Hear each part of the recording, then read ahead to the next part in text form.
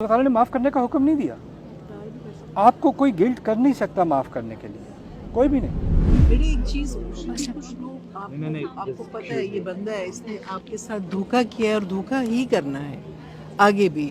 जी। एक बच्ची की शादी हुई है, उससे पहले बच्चे को छोड़ गया, जो उसका यूज़ कर सका उस औरत का, ना पैसा ना कुछ और, फिर भी वो माफ़ करे उसको, जब उसको पता है आगे भी यही कुछ होगा। माफ़ करने का मतलब क्या है आंटी जी? तो यही पूछ रही हूँ ना।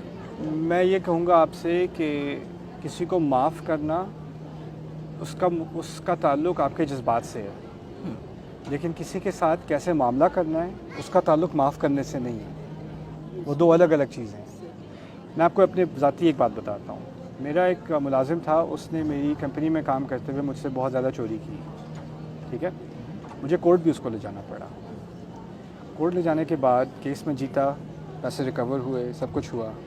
बाद में वो बहुत शर्मिंदा था, आके उसने मुझसे माफ़ी मांगी। मैंने कहा हाँ मेरे भाई हो तुम, माफ़ किया मैंने।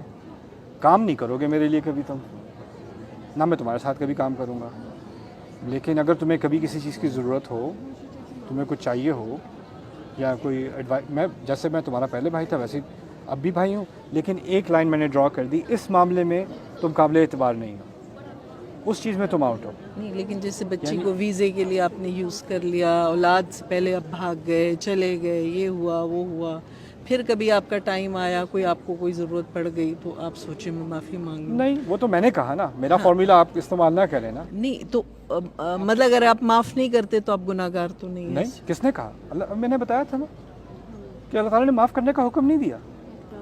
आपको कोई गिल्ट कर नहीं सकता माफ़ करने के लिए, कोई भी नहीं।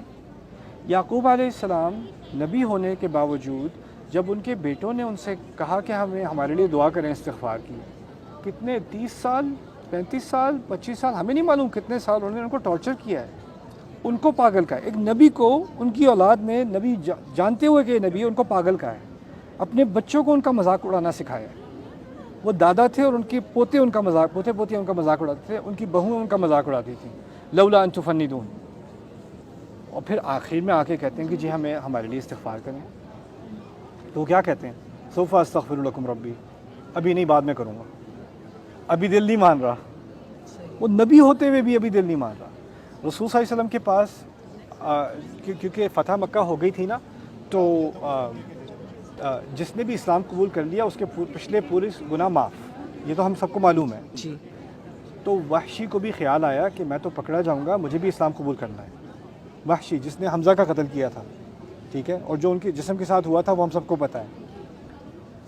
वहशी को पता था कि अगर मेरी शक्ल भी नज़र आ गई ना किसी को, तो यानी रसूल तक पहुँचने से पहले ही मेरी गर्दन उड़ा देंगे वो लोग। तो उसने अपने सर को छुपा के, जैसे पगड़ी से छुपाते हैं, लाइन में लग गया, एक एक आके जो है वो बैत कर रहे हैं रसूल से सल्लल्लाहु अलैहि वसल्लम। जब रसूल सल्लल्लाहु अलैहि वसल्लम के बिल्कुल सामने पहुंच गया तो रसूल पहचान गए, तुम वहशी हो? कहते हैं हाँ। कहते हैं कैसे मारा था उन्हें, बताओ मुझे।